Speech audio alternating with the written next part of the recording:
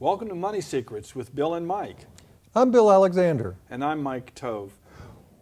You know what we're going to talk about today? Absolutely. We're going to talk about houses. Well, real estate. We're going to talk about real estate as an investment. It's not just about stocks and bonds and those kind of investments. Real estate makes up part of many folks' portfolios, right. And knowing how to invest in real estate, I think, is really important. And I run into so many people that say, "Oh, I own some properties and stuff." And anybody can go out and buy a property. Well, but it's not as simple as a lot of folks think. It's not just a matter of, well, sometimes it is a matter of buying low, finding a deal, but also finding a house that's not going to cost out the yang once it's purchased. Right. But one nice thing about real estate is that the investment can be leveraged. You can put, 5%, 10%, 20% down and borrow the money for the balance of the purchase price, which you can't do that on most investments. So that's something that makes it enticing to investors. Well, and that's the good side of it, and then of course, it's there. It's a tangible property, and it's not going to go away just because of some horrific market condition. But there is the other side of the equation. Well, there's risk in every investment. Yes. We understand that because it's the fact that location, but also the quality of the dwelling. We're obviously going to focus on residential real estate as an investment today. And we're very fortunate to have a wonderful guest with us. So let's take a short break and then we'll come back.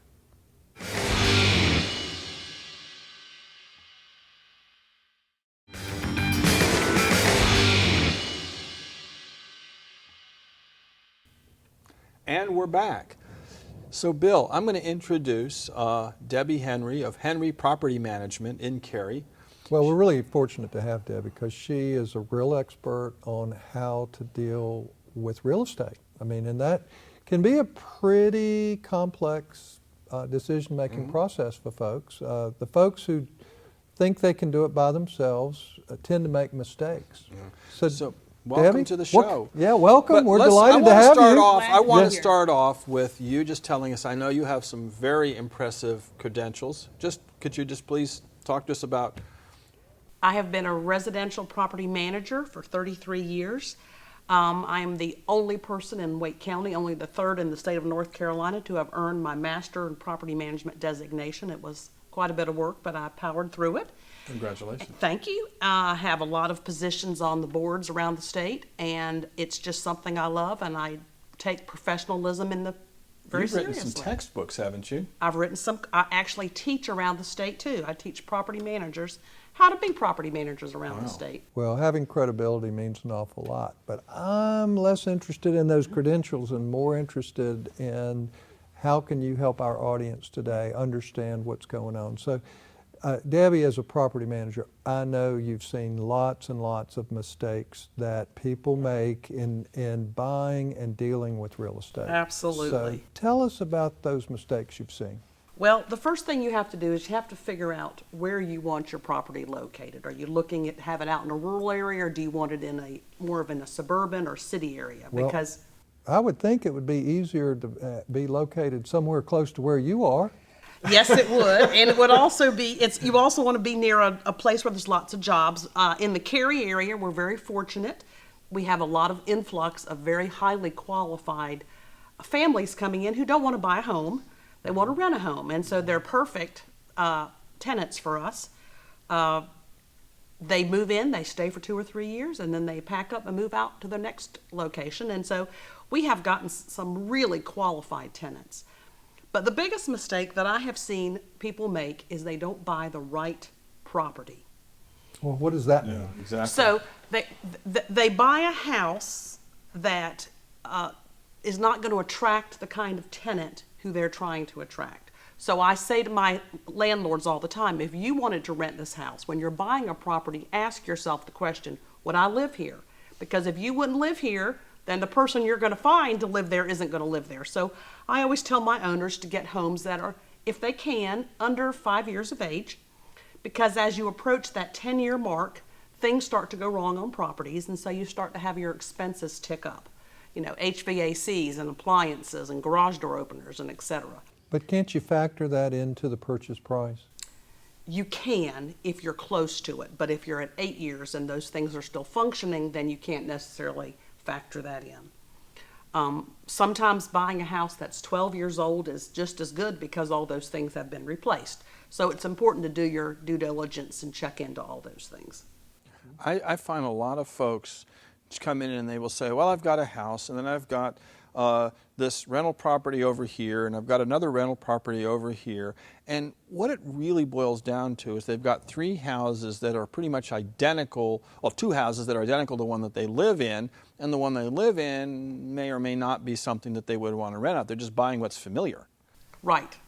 I always say that, like with all investments, you want to diversify. So buying 3 houses on the same street would not necessarily be a good idea. I also like for my investors to spread out the kinds of properties they own.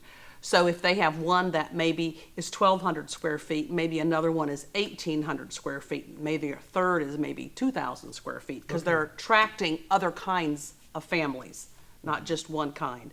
Because a lot of times in our market, we will have, IBM will move in 50 families, and they're all looking for the upper end homes, but maybe another company moves in some other workers and they're looking for the lower end homes. So it's good to diversify your investments in that way. I also get people, and I just don't understand this, that they'll tell me that because the home, the property is XYZ, that it's very liquid, they can get rid of it, they can liquidate it in a heartbeat if they ever needed to. And Well, you know, I would think if I were going to buy any kind of real estate, but particularly for investment, or if I'm going to live there, I'm going to do it, I'm going to have a home inspection. Yeah. Can we rely on those? Well, you got to keep in mind a home inspection is a snapshot in time. So just because the water heater was not leaking when the home inspector was there doesn't mean it won't leak the next day. But absolutely, I always tell my investors to get a home inspection and to get a survey too, to make sure that there's no encroachments on the property. Well, I would think a survey would be important. I know that in certain parts of the state, surveys are not necessarily reliable. I mean, to some degree, particularly in the mountains and on the coast, you can have lines that seem to move. Well, and in Wake County, what you have is people who put up fences in their backyards, and they don't know their property lines, and so their fence is suddenly on their neighbor's property, and they buy the property, and now they have an encroachment issue. Or they put a shed up, and Exactly. the shed might be a foot over the Exactly. line or Yeah. something. Yeah, I guess When that you're could when be you're important. spending that much money, I always tell my owners, please don't be cheap and not spend the $200 to get a survey. what would be some of the primary things that somebody who wants to do this and trying to be smart about it should look at? For an investor, I always tell them to get as much as you can afford. And what I mean by that is if you have a 4-bedroom home, you're gonna appeal to people who need 4 bedrooms. If you have a 3-bedroom home, you're gonna appeal to people who need a 3-bedroom. People who want a 3-bedroom would take a 4-bedroom, but not the other way around. So I always say to get as much as you can, get a home that's in decent condition, because often when you're not living in the home and, you know, out of sight, out of mind, you don't see the siding start to rot, etc. So I always tell people to buy a home that's in decent condition and then keep the maintenance up. That is so important, is to keep your home maintained. So, you know what? We're going to take a little break, and when we come back, I would like to talk a little bit more about how do you manage properties, because I know a lot of people want to do it by themselves, but you're a professional property manager, and I'm certain that there are resources that you have that the average person simply doesn't. So we'll see you in just a minute.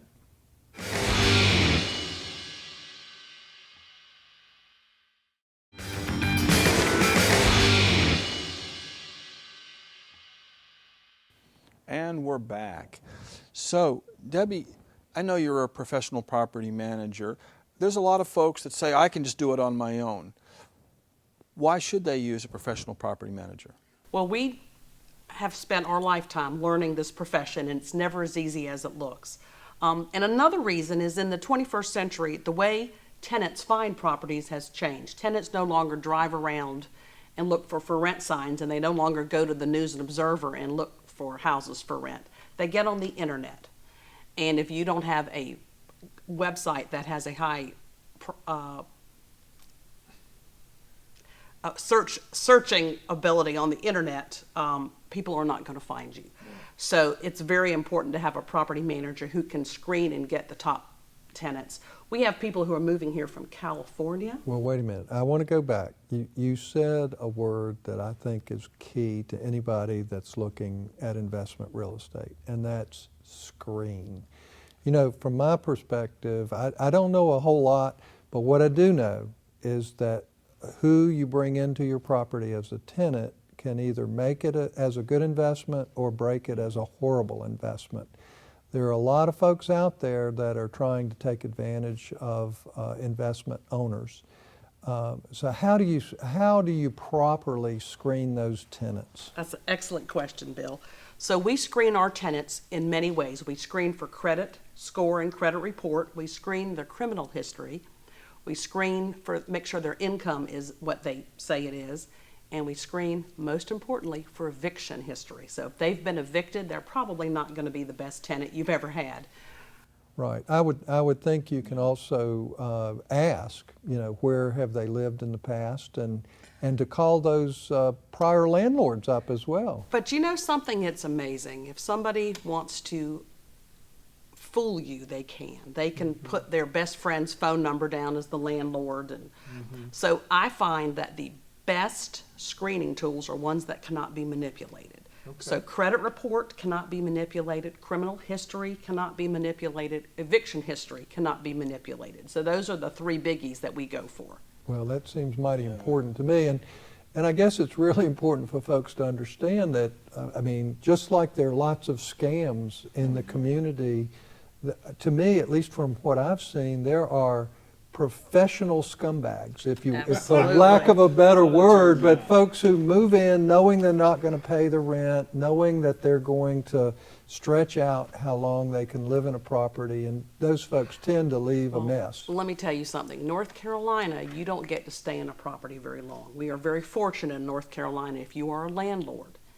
and that it is not a state like they have on the West Coast where a tenant can stay for 90 days, 120 days. You can get a tenant out pretty quick. So that's the first thing I But that's only if you know what you're doing. You have to know what you're doing. Yeah. You absolutely have to know what you're doing. And you have to be very careful because there's times when landlords can innocently break a law. They don't mean to, but they're still held accountable. Well, give us some examples of that. Well, this is a common mistake that I see people making is they violate fair housing laws. And that's a very serious thing to do in this country. So what are some of those examples? Okay, so one of the examples is they ask how many children are going to be in the property. And familial status is a protected class. You cannot choose a tenant or not choose a tenant based on how many kids they have or even if they have children. You can say, I don't want to rent to them because they have bad credit, but not because they have one too many children than you think they should have. Well, what if you have just say a 2-bedroom apartment or very small home, and a family has, 5 children? Well, now the guideline is 2 children per bedroom, but what I am seeing happen is people will say, I don't want to rent to families with children.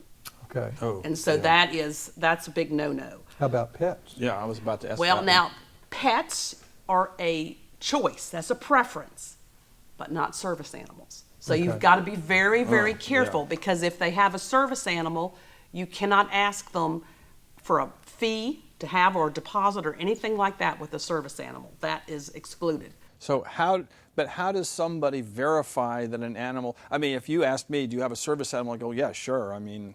Well, there's a lot of questions you can ask. This is where you really start to get into knowing what you're doing. You can ask them to give you a letter from a health professional to prove that there's a need. You can't go into asking them what their problem is, but you can ask them for a letter from a health professional stating that there is a need for a service or a comfort animal. So even if you don't want to have animals in your home, if it's a service animal, they're entitled to bring it. Is that correct? Yes. And a comfort animal is the same thing. This is the way I tell my owners. Think about a service animal as a wheelchair. You would never dream of telling someone they couldn't bring their wheelchair into the home.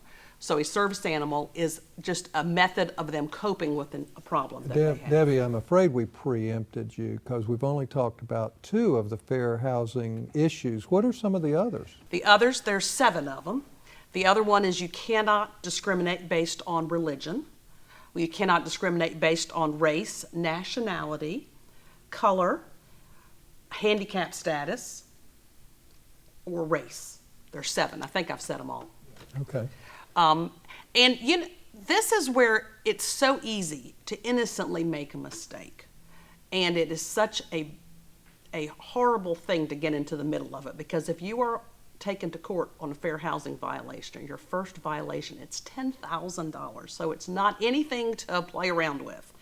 So I always tell people that if they go to a professional property manager, they're prepared to keep them out of court.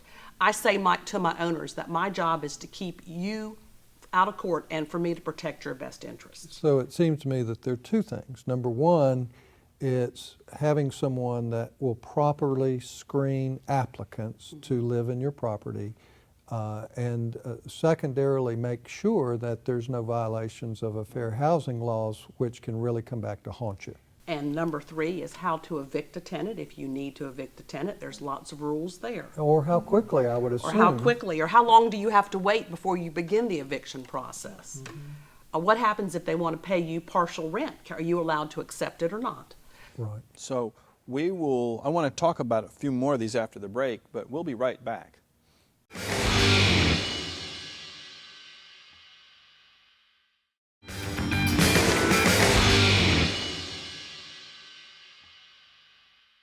And we're back. So Debbie, in the break, you were telling us a little bit more about some of the particulars.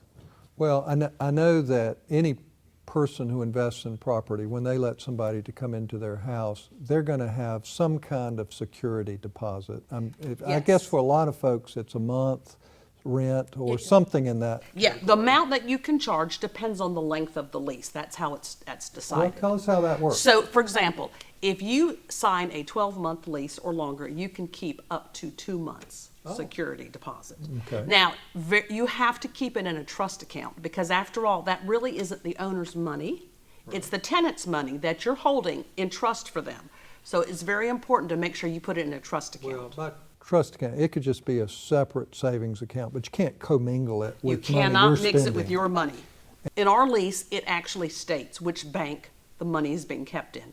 And if we were to move the bank, if we were to change banks, or the owner were to decide to take the property back over themselves, then we send a letter to the tenant saying that their security deposit has been moved to a different bank.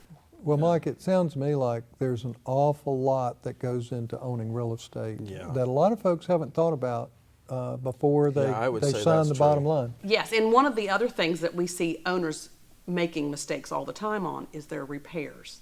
When they go to call somebody up to repair it, they let their next door neighbor, who's handyman, come into that house and make a repair. And he's not licensed and insured. If there's a problem and something happens due to that repair and you didn't use a licensed handyman, you're opening yourself up to liability. Right. So there's a lot to consider.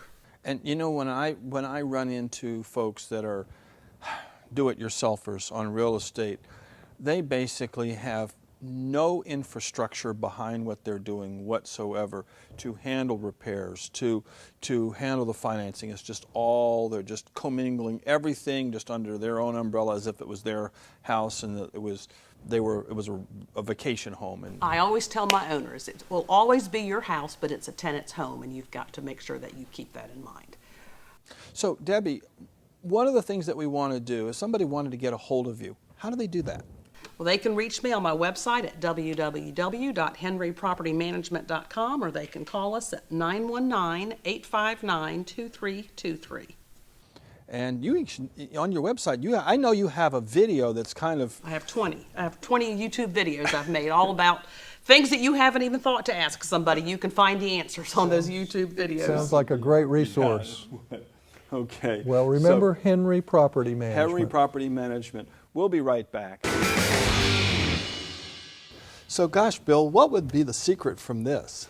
Well, I think it's to recognize that investing in real estate may be enticing, but it's also complicated. And having a professional manager would be a very wise thing to do for most investors. Because a lot of people actually have a job on their own. They don't need to be taking on a new job to do something that somebody else could probably do for them with greater efficiency.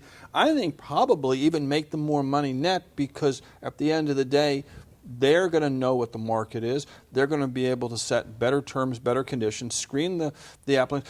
Because somebody that comes in and leaves while they're vacant, while it's being repaired, redone, it costs money. Well, even though there is a cost to hiring a property manager, it's clear that with a property manager, you'll end up having a better situation for your property, and you'll make a lot more money over the long term. I agree with that. So I'm Mike Tove. I own AIN Services. We can be found at www.ain-services.com. You can contact my office at 800-363-2296.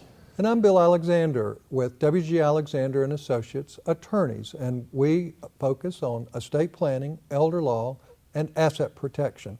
So I hope you'll also join me with my radio show, Asset Protection Today, at 11 a.m. on Saturday mornings on WPTF, 680 a.m. And thanks for watching. See you next week.